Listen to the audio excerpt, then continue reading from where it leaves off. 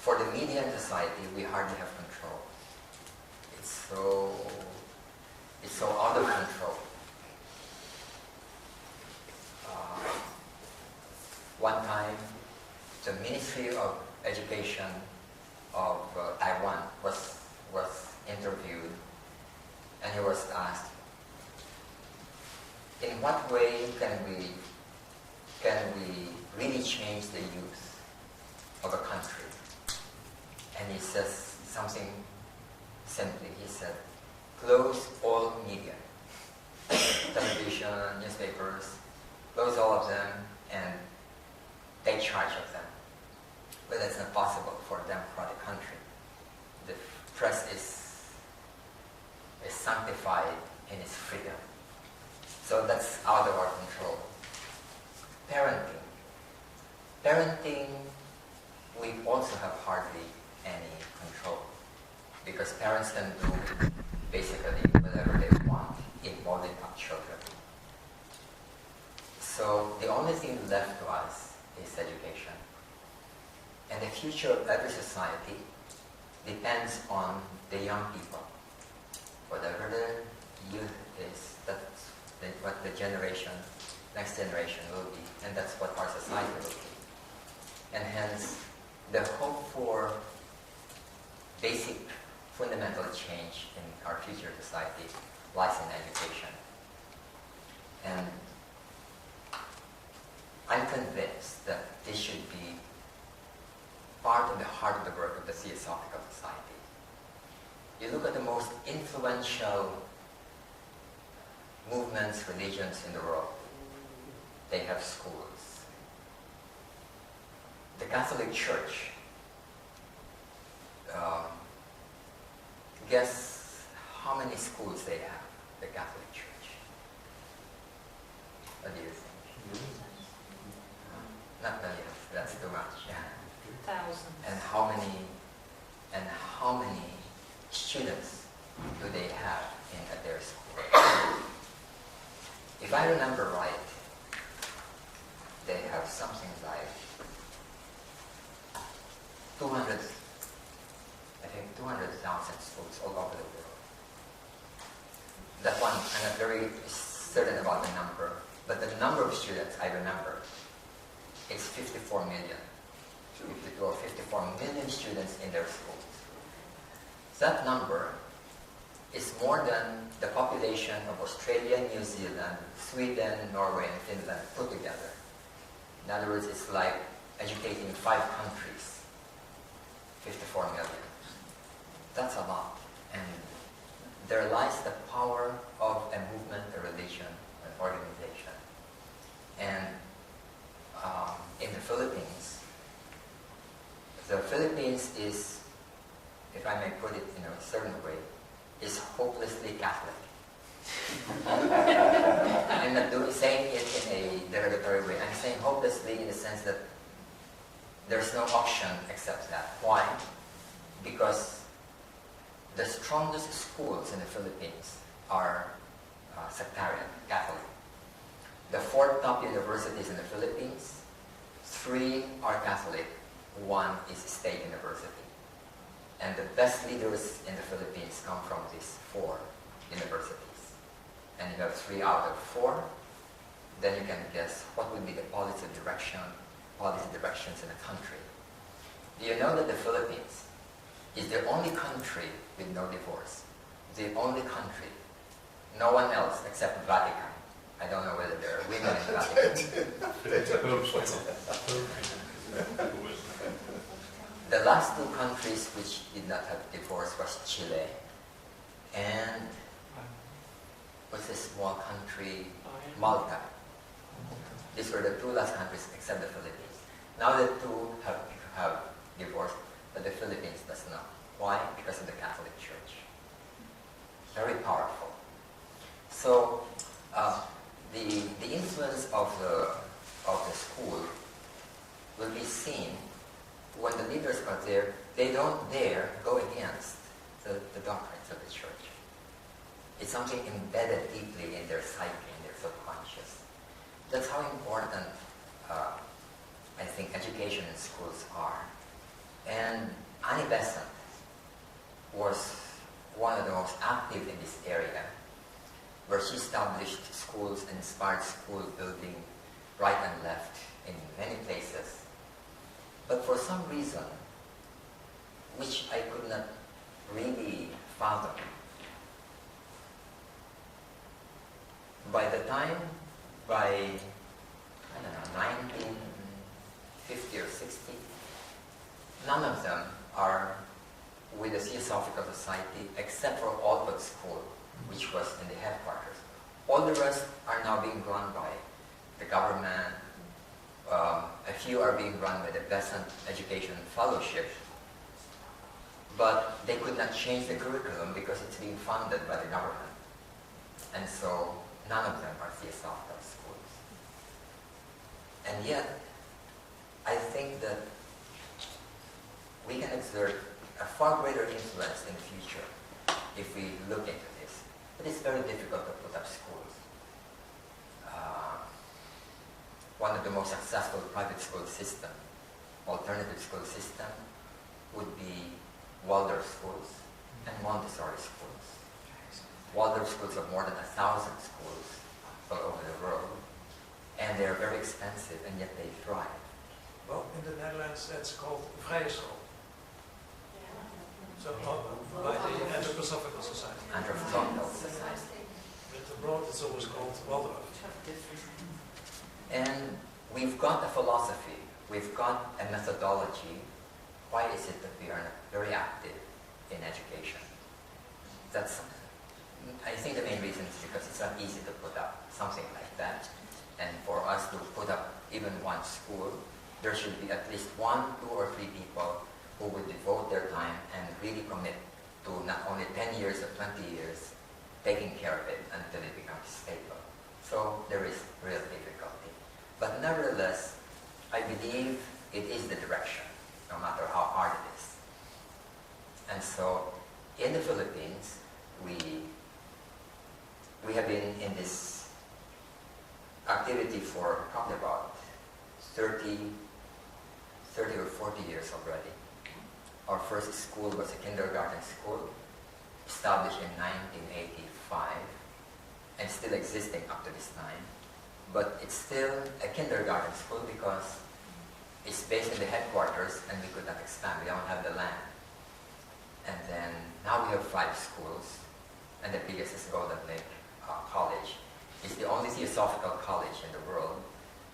The others are high school. And so I'd like to share with you some of the thoughts, ideas, and experiences of Golden Lake College. I'd like to ask you first this question. If you have the power to make it happen, what kind of adults would you like your children to be? Suppose you have within your power to mold them according to what you want. Then they become adults, 30 years old, 40 years old.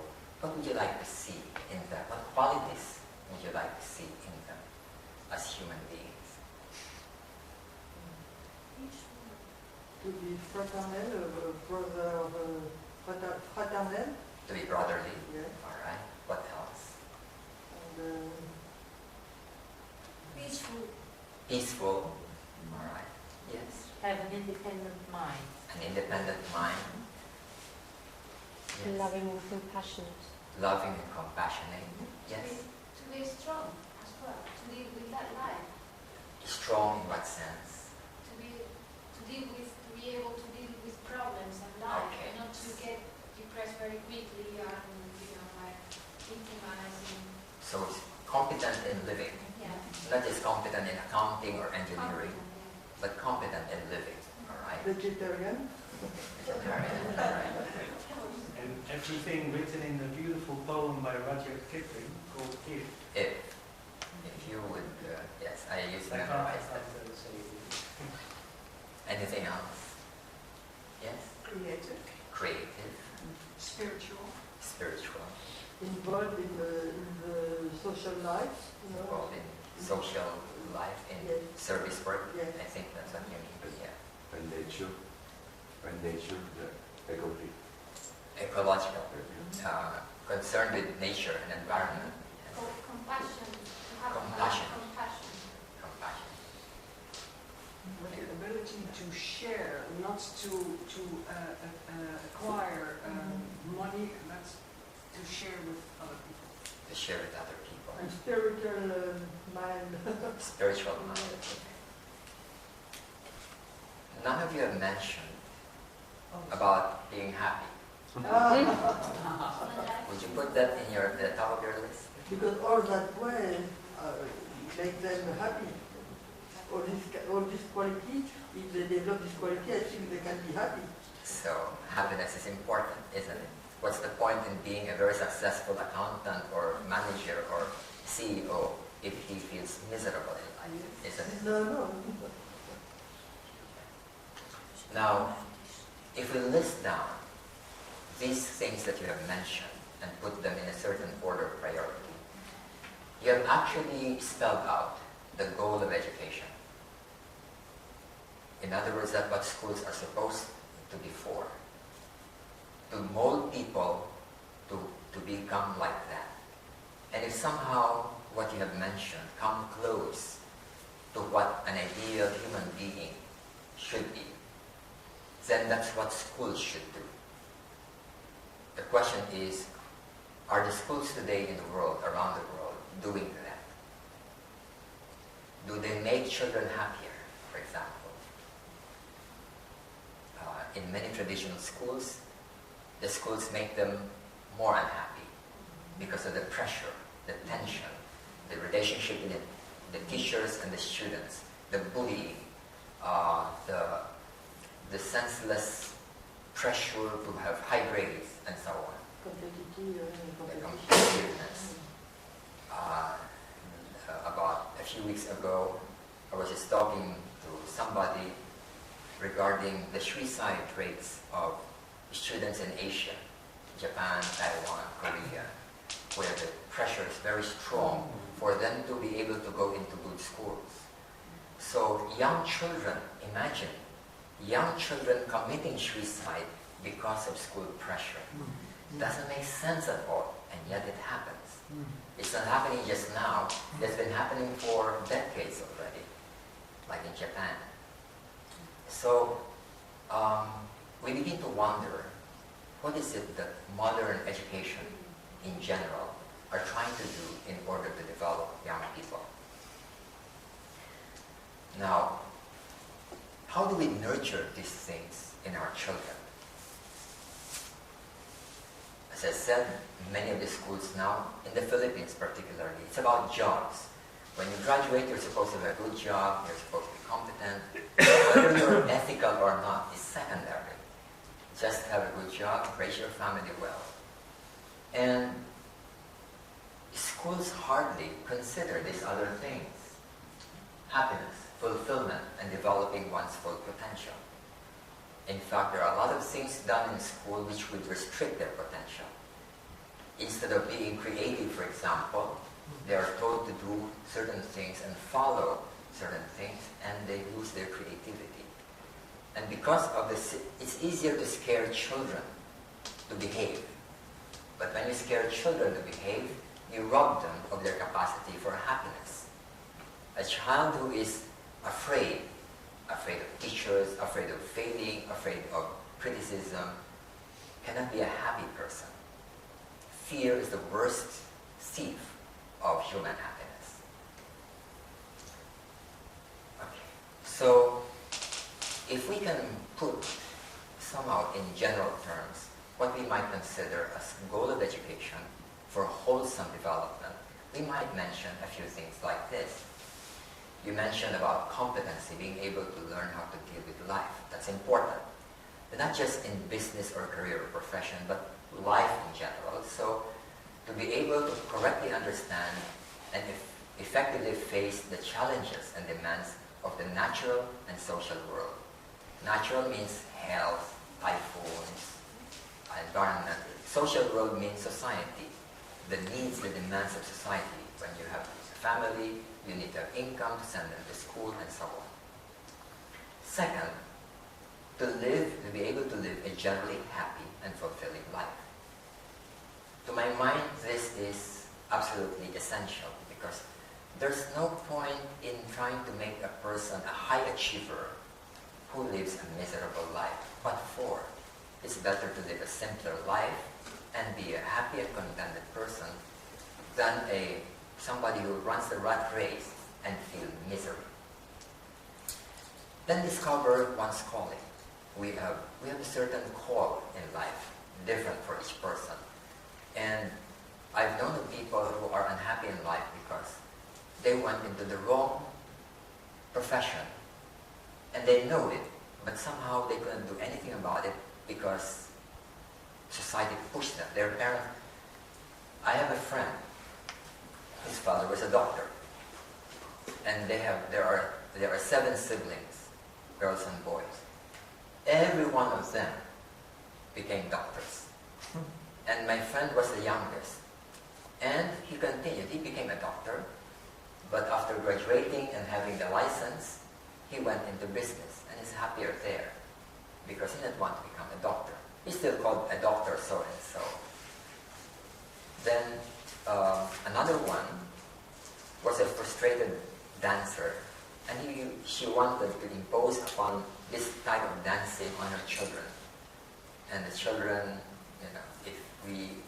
if we are not aware of it, we will be pushed by our parents to adopt what the parents want. A cousin doctor of mine told me this. He has a colleague, a doctor, whose son graduated summa cum laude in his bachelor's degree. Summa cum laude in the best university in the Philippines. And the father, who was a doctor, wanted him to be a doctor. And the son did not want, but the father was very insistent. So he wanted him to go into medicine and gave him the money for enrollment. And the son could not complain, so got the money and told the father that, okay, I'll enroll. And the father wanted to make sure that he got accepted, the son got accepted in the university. So he called up the university because he was friend with the School of Medicine. And he said, okay, are there any problems with enrollment of my son? Is there anything that I should do? And the registrar said, I don't see your son's name here. But the son had already told him that he was enrolled. And the son did not enroll. He was not in the list. And when the son came home, his father scolded him and in a humiliating way because the son lied to him that he enrolled when he did not enroll. And where did the money go? So the son became so embarrassed about it, he committed suicide. A summa cum laude, a brilliant person who was being compelled to do something which he didn't want to do. And he chose suicide rather than just tell father, no, I'll give up all your inheritance or what, but I'm not going to be a doctor. This kind of pressure is very strong in society. So it's part of our duty as educators and parents to help our children discover their calling, what they are meant to be in this life. Then pursue one's highest potential, including spirituality. What can we be as a human being? It is what Maslow calls self-actualization. And then being able to contribute to the welfare and happiness of other people. Many of you spoke of it as compassion, service, and so on. And if a person can do these things, I think we can ask nothing from that person anymore. The person is happy, doing what is meant for him to do, is contributing to society. So what else can we ask? I think such a person would be what we might consider as an ideal adult. And this would be what parenting and education should do. And hence, when we decided to pursue higher levels of education in the Philippines, we kept these things in mind. And it's not easy, in fact very difficult, but I'll just share with you our own efforts, approaches, and experiments. it's an ongoing, evolving thing, which will be different 10 years from now compared to today. In order to plan what kind of educational system we should have and how to do it, we need to understand a lot of things about human nature, human relationship towards the natural environment. And there are three things that we have decided we should give attention to in broadening education. The first and the most important is self-preparation and self-development. This self-transformation, the higher and the lower triangle are well harmonized, well developed, to a certain degree, not fully of course, because we can't do that. The second is competency in all its forms. Competency in career, competency in social interaction, competency in dealing with problems. This is connected with the first one because it's hard to be competent when there are so many push buttons stopping us from becoming the best that we can be. And then the third would be a philosophy of life that is wholesome and well-rounded, because this will supplement the other two. So I'd like to speak a bit more about the first strand, about self-preparation and development, because this is our main task, to prepare them. What they will become after they graduate, they'll have to decide. But to prepare them is what we should do. And hence, we decided, and here I was very highly influenced by the educational thoughts of Christian Murphy.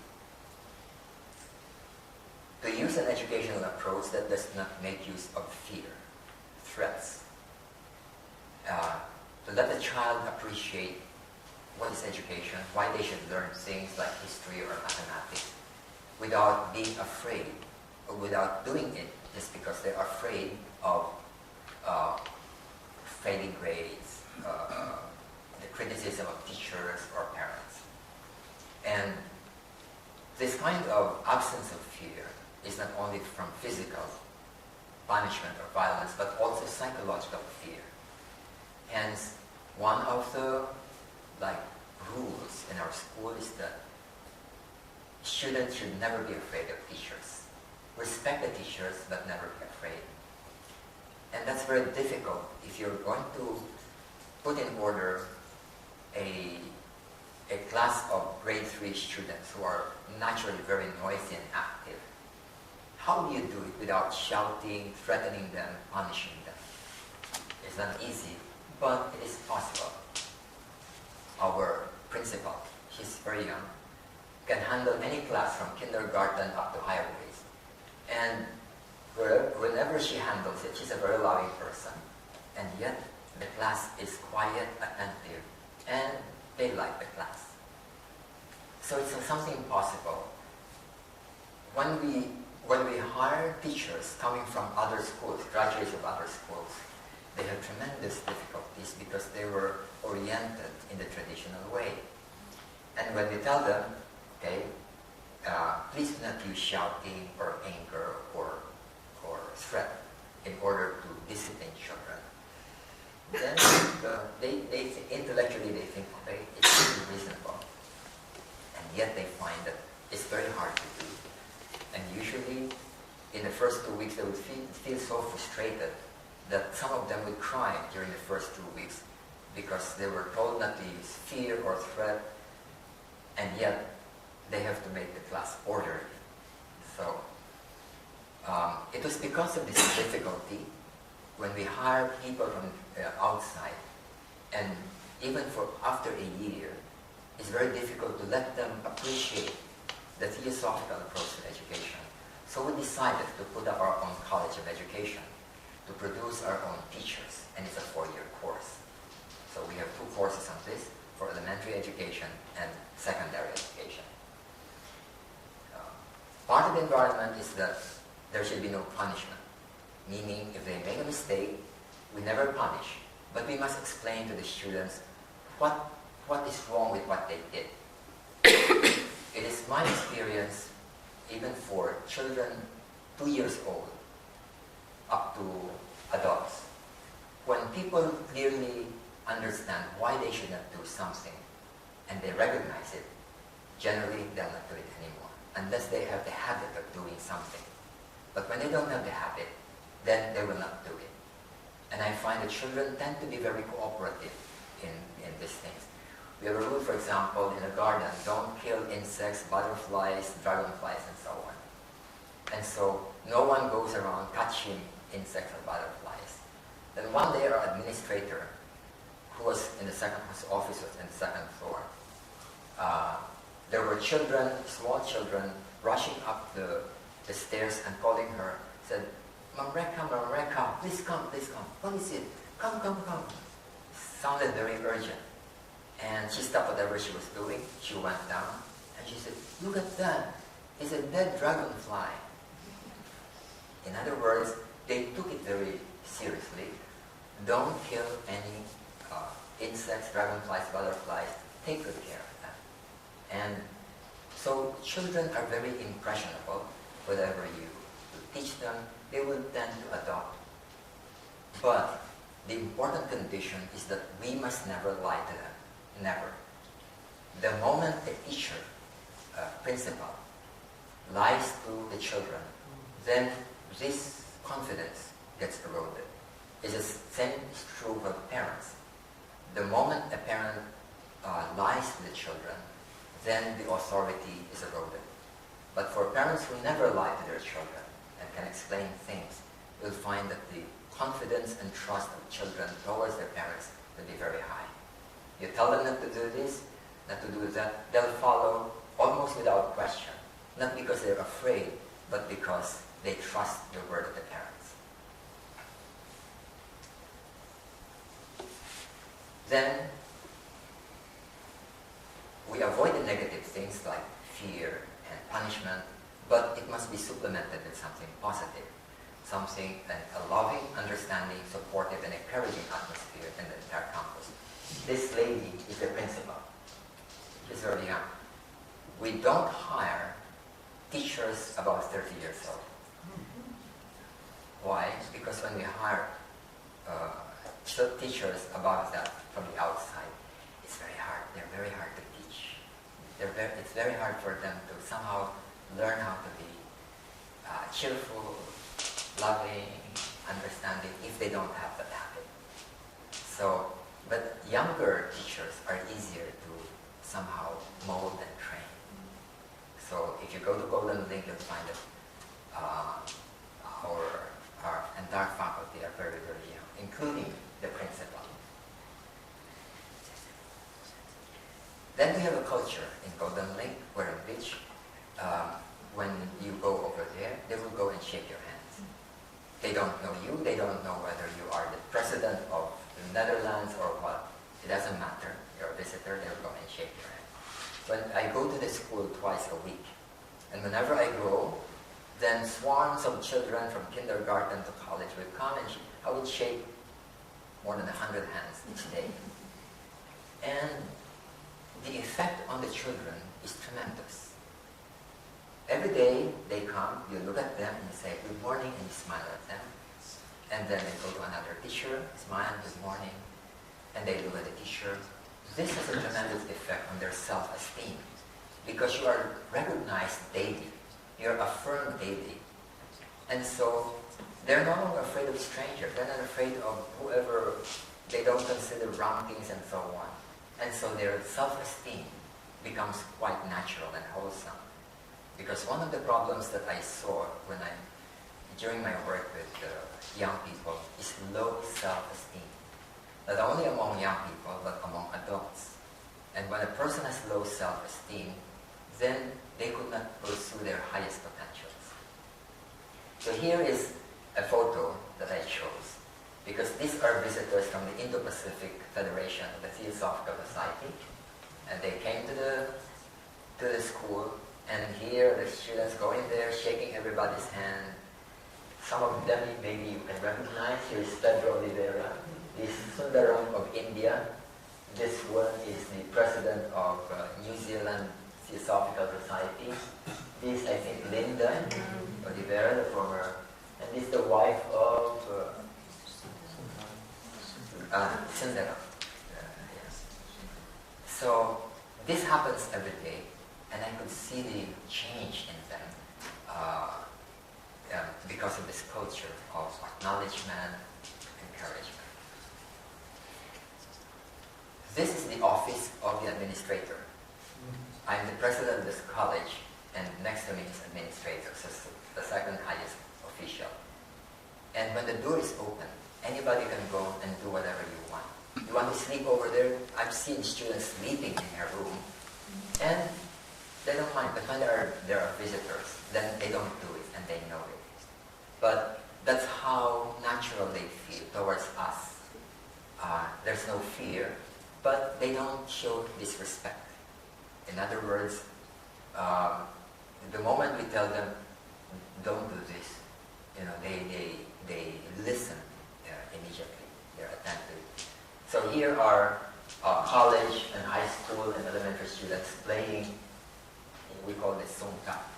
It is an Asian game using shells. Then we don't have ranking and competition. We don't have contests.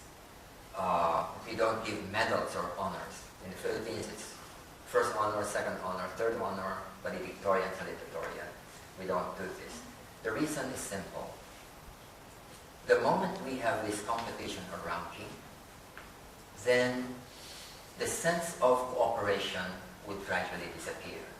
Because let's say suppose I'm the first honor student in our class and you're the second honor student. And then we have a new lesson on mathematics. I understood it, you did not understand it. You come to ask me, can you explain to me about this new lesson? Would I teach you? If I teach you, you might become the first honor next time. So I'll hide some of the secrets I have so that I retain my honor, my ranking in the class. Secondly, when there are rankings, those who are not in the higher ranks will tend to feel that they are poorer. They are less competent, they are less intelligent, which is not true. And so we don't have these things. When we have a speech program, for example, we don't have a contest. Usually in schools in the Philippines, almost all schools, they would get the best speakers in each class and then they would compete on the stage. And there would be gold medal, silver medal, bronze medal.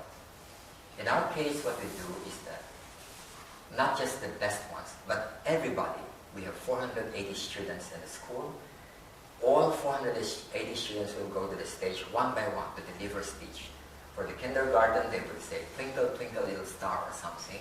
For the college students, they would give their own speeches, long speeches. But everyone will go there. No winner, no loser. And the boost in their self-confidence is tremendous. They're not afraid to make mistakes because there is no loss, there is no defeat. They just do their best and everybody will appreciate them, acknowledge them. And so in the school, like let's say, suppose there are 30 students mixed with you, and then you just ask, can you speak about something? Just randomly call a student. They'll not squirm and say no. They'll come and speak, even if they have broken English. We use a lot of English in our school, but that's not our native language. But we train them in English and in Filipino. So even if they have broken grammar and so on, they will come and stand and speak. Then we do self-transformation programs in the entire school, formally from grade 7 up to college level. On the college level, it is a 6-month course, a 1-semester course, 3 hours a week, and it's a required subject for everybody. And it involves all these: handling stress, emotional distress, value integration, relationship skills, meditation, and so on. Then, inner awareness. All students learn how to go into quiet and silence, even kindergarten students. 5 minutes. They just sit and be quiet. Some of them at the beginning will do like that, forcing themselves to just, yeah. But eventually they learn how to be aware of their thoughts, their feelings, until they can go into quietness. For high school, it's longer, 10 minutes, 15 minutes. And for special occasions, then it becomes a longer meditation.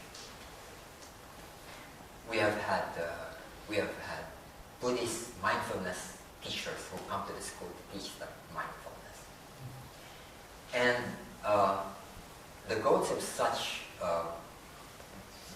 the education in Golden Lake is based on this concept that we discussed today about the lower and higher nature, and that it is important to cleanse, re-educate, and harmonize this one so that it will not be in conflict with the higher one. And the higher, we need to awaken and strengthen such that eventually when they grow up, they don't have to undo or unlearn things. One of the things that I always tell our teachers, do not teach anything that your students need to unlearn. What are examples that are done in sectarian schools that children have to unlearn? They are taught when they are young about the stories in the Bible, which when they grow up, they have to unlearn because it goes against science. And so they get confused because when they're young, this is the truth. When they become adults, this is the truth and this is questionable. Which one would they believe? So we try our best not to teach things that they need to unlearn. Such that here eventually there will be harmony between the higher and the lower. We have 480 students from kindergarten, elementary, secondary, and college. And we have also a special teacher certificate program approved by the government where graduates of other bachelor's degree can train to become a teacher and be given a certificate so they are qualified to teach. We have 5 college courses. Bachelor of Elementary Education, where graduates can teach in elementary level. Bachelor of Secondary Education, so they can teach in high school. Bachelor of Science in Business Administration, BS in Information Technology, and BS in Psychology. And we have these additional courses. We follow everything that the government requires us to have. Like if you have computer course, they require that you must offer these kinds of subjects. We follow all of that, but we have added more. These are the added subjects which are required for all students. All students go through the course on Theosophy. That's a 1-semester course. And they go through 1 semester of self-transformation. Things that we are studying here, but spread out to 1 semester. Then all of them go through comparative religion, introductory philosophy, marriage and parenting for graduating students, Theosophical education for education students, parapsychology for psych students, transpersonal psychology for psychology students. And in addition, the teachers, the faculty of Golden Lake College has formed a lodge, a Theosophical lodge, called Golden Lake Theosophical Lodge, and they meet regularly, learning about theosophy together. We don't try to persuade anybody in the school to become a member of the Theosophical Society. If they want to be a member, they're welcome. If they don't want to, it's up to them. Because pushing them to become members, they may join because we told them, and not because they're really interested. But the faculty themselves became members, not all, and then they formed the lodge. I'll just give an example about the reaction of students to some of these courses. The 3 courses, philosophy, comparative religion, and theosophy, I've noticed through the years, it has a capability of somehow changing the life outlook of students. We have many students who came from very conservative religious families, fundamentalists, such that you can only be saved if you accept Christ, things like those, or the Bible is literally true. When they go through our courses, their windows are open wide, and they really change. It's a remarkable thing that you can observe in them. What used to be a narrow viewpoint now has been opened, and it cannot be undone anymore. The moment you help somebody see a larger picture, you cannot undo that anymore. And here are just some statements of those who went through the Theosophy course. Because the Theosophy course and the Comparative Religion course has a reputation about really influencing the students. So here is one of them, a second-year BSBA student. She said, "I really didn't care questioning myself about the purpose of life until I studied Theosophy." There is another one. "Studying Theosophy is a life-changing one. It will let you understand life and seek for the truth, meaning, and purpose of it." There's another one. She's one of our most brilliant students, a graduate of mathematics. It is so often said from rumor, from the talks among the students. It is so often said that the Theosophy class is a life-changing subject. And after she took the course, she says, "Yes, it is. I feel the same with me, and if you just see who I was before, you will understand that what I am saying is true, just how a caterpillar became a butterfly." We have 5 schools. The biggest of which is Golden Lake. This is the first school, and this is also the headquarters of the Theosophical Society, where we still have the kindergarten class over there. And then the second one is this one. It is a community school for very poor people, and we hardly collect any tuition. And we have about 70 students every year. And it has been so appreciated by the community that they kept on urging us to have great schools.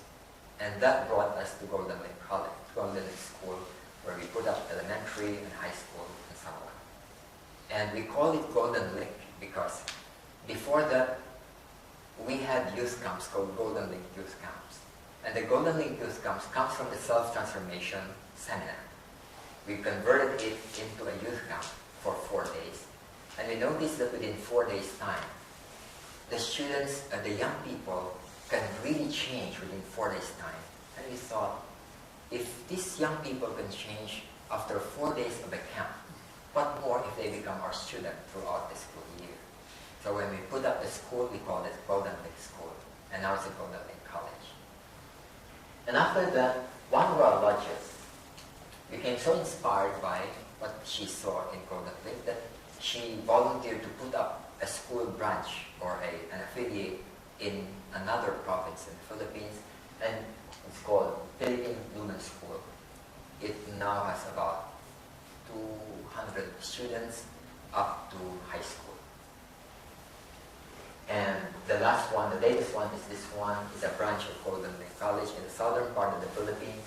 It's now up to grade 2. It's a new one. And recently somebody donated their property, except that we could not get a right-of-way, so we still did not accept the donation for that piece of land. And the condition is that she'll give it to us, provided we put up the Golden Lake branch. And we're happy to do so, except that with no road access, we could not start it. So up to now it's pending.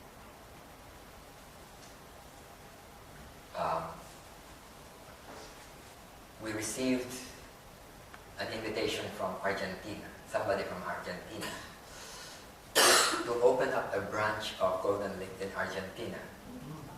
A member was willing to donate a piece of property in Argentina, and we run a Golden Lake School. I said, we can't do it. Number one, we don't know how to speak Spanish.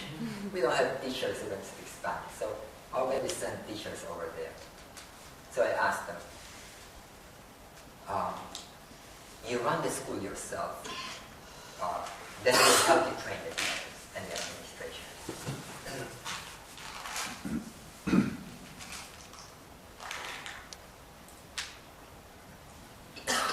Every year year we have a youth camp. And this youth camp is about self-transformation. And we do it for four days. And this is one of the life-changing experiences of students in Golden Bay. Usually it's the entire high school and college students. So this is part of the youth camp activity. And we have vegetarian canteen. We don't have soft drinks, we don't have junk food, and it's entirely vegetarian. We have many programs. One of them is the United Nations Day. We're one of the few schools that really give a lot of importance to the UN Day, where in which they begin to appreciate the different cultures, languages of different people, different countries. And their outlook becomes more and more international rather than very national. Then we have a curriculum design. I'll not go into this in detail, but it concerns character building, personal self-mastery, competency and right philosophy of life, and the result we hope would be effectiveness, happiness, and wisdom. It's not easy, but that is the idea. And here are some details about all these, how we go about this. I'll not go into too much detail on these things. We have identified 26 character and personality qualities that we'd like them to be nurtured in the children. And we have not completed this task yet because we'll have to plan from kindergarten up to college level. How do you introduce and nurture each one? It's very complicated because you're dealing with all the 480 students and all these 26 qualities of the personality. Then we give high importance to faculty training, which we do every week. Every Friday, we devote 1 to 2 hours just having meetings on training, development, self-development of faculty members. You'll see these very young people, very young teachers. What kind of faculty will be in? Faculty are the teachers. When we refer to faculty members, it means that they're the teachers.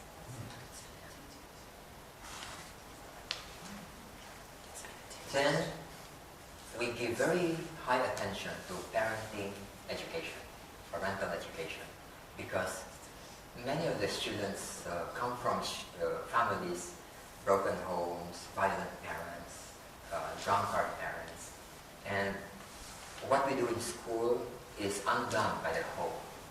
So every year we have approximately 7 or 8 sessions with the parents on parenting, on relationship, on handling themselves, self-mastery, and so on.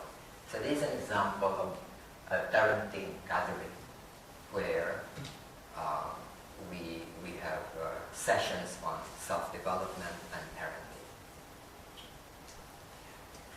Then competency, we have spelled out what is the meaning of competency, and I'll not go too deeply about this, but except to say that we distinguish between core competency and subject competency, because what is important is core competency and not necessarily full subject competency. For example, when you study algebra, you learn about quadratic equation. How many of you have used quadratic equation in your life? You're an engineer? No. No? Yeah. So 1 out of how many among us have used quadratic equation? So what is important is to understand the fundamentals and the basic approach in algebra. And if you have not mastered some of the intricacies of algebra, that's forgivable, but don't miss the core competencies. Whether it's in English, in mathematics, in science, in social sciences, in music, in art, what are the core competencies? We focus on this. Then the students are encouraged to do service work. This is, for example, are young students who are being tutored by older students if they're having difficulties. Then every year we go to the poor communities in the vicinity of Golden Lake, and then we bring groceries, we sing songs for them, we carol, and so on. And this has resulted in community scholarships. In Golden Link, most of the students are scholars, partly or fully. But in addition to the scholarship within the school, we have external scholarship where in which these students are studying in public schools, but we provide scholarship for them, not the tuition, but things like their bags, their shoes, their books, and so on. And then our college students tutor them. So here's an example of a gathering of the students. We have now about 200 external scholars. It's not too expensive to sustain them because public school education is free. But what is more complicated is the tutoring process. And every year, we also ask each one of them to come to the stage and deliver a speech in English.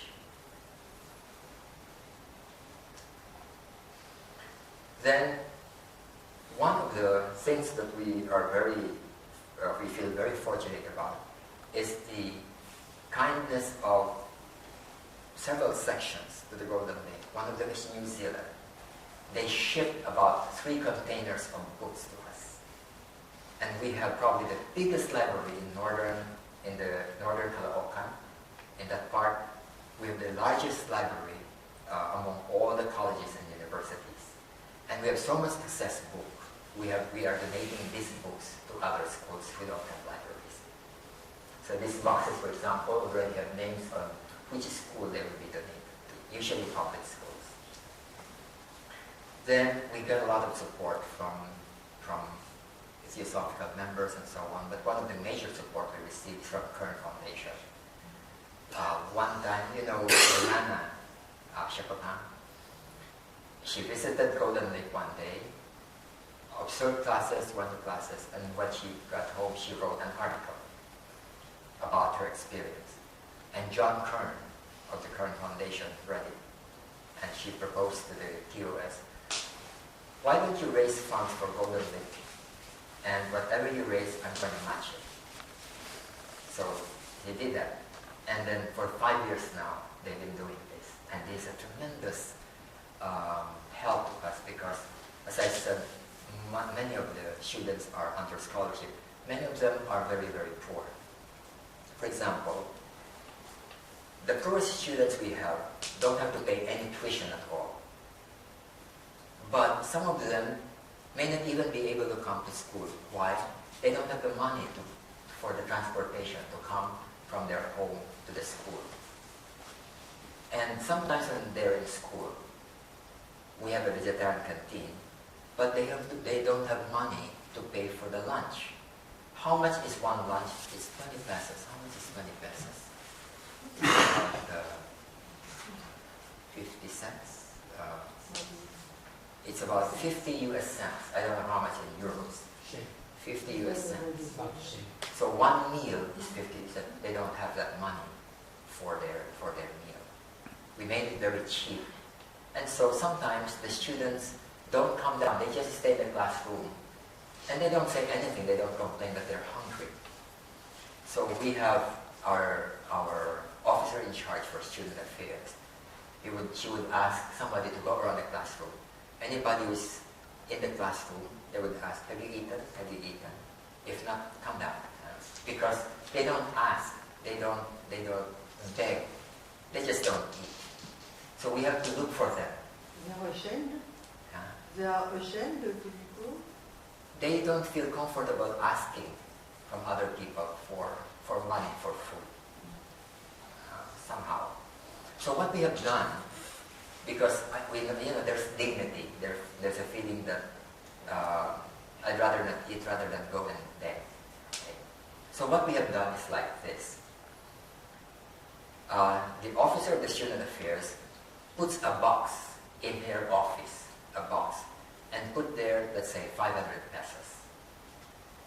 And anybody who needs anything for transportation or for food just go and get.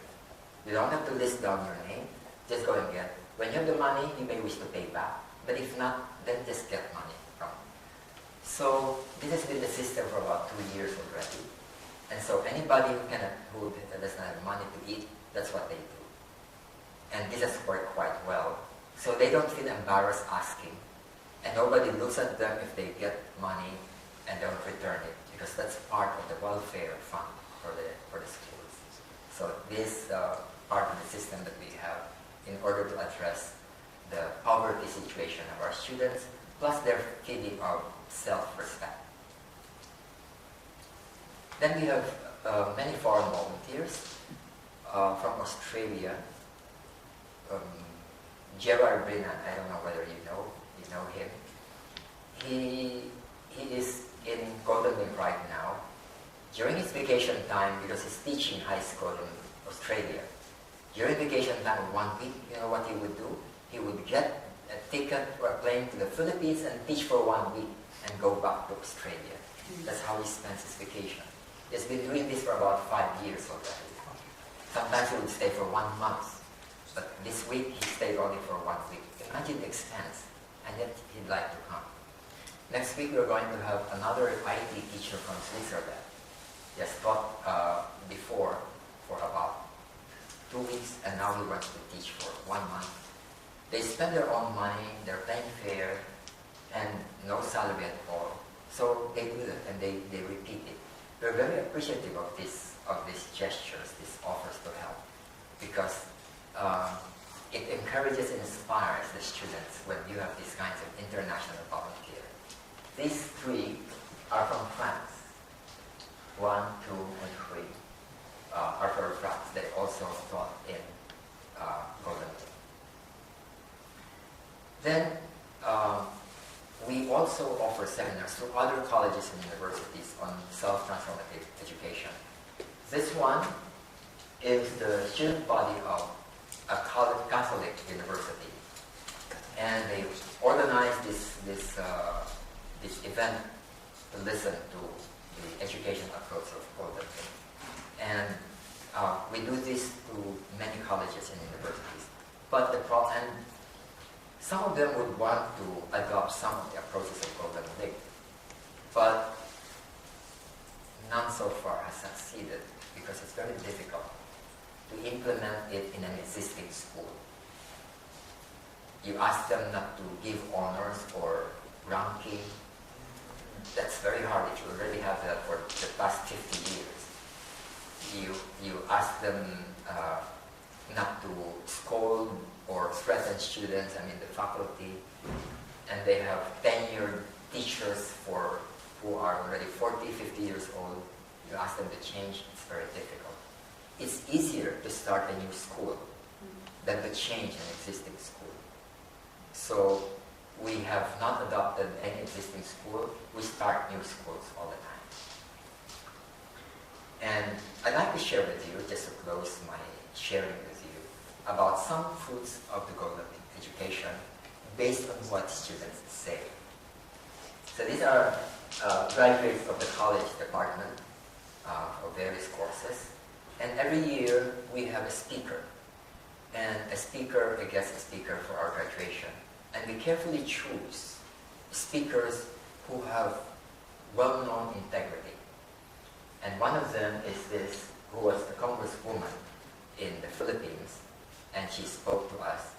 And this lady is now the vice president of the Philippines. Because of her integrity and service-orientedness, she won over the son of Marcos. Maybe you've read the events in the Philippines. And it was like an amazing thing that she, an unknown, won over the son of Ferdinand Marcos.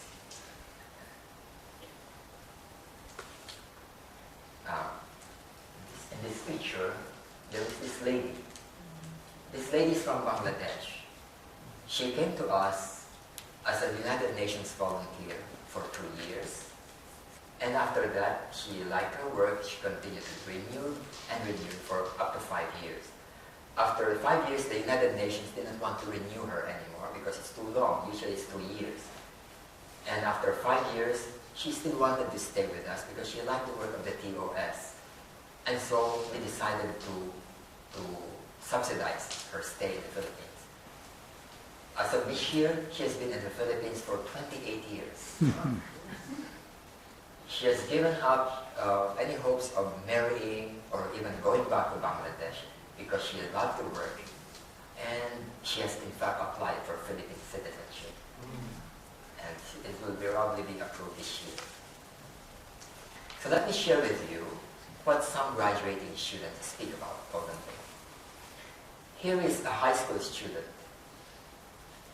when she was in 4th year graduating student at the time. She said, I truly feel that we are one big happy family here in Golden Lake School. At the time it was called a school. All the teachers are kind and show genuine concern towards the students. There are many things here in Golden Lake that cannot be found in any other school. I really like this school. If there is one school that I can never forget, that is none other than Golden Lake School. And here are college students who graduated. Here is one that graduated bachelor elementary education. She said, whether I die today or not, my love for Golden Lake College will never end. Let me express my gratitude to Golden Lake. You have changed my life as you have changed the lives of all the students. You are not just an academic institution, you are a school of life. Another one, a BS in Computer Science, Information Technology. Indeed, Golden Link College has a unique approach in education. It has transformative ways that develop our inner self and allow us to discover our full potential.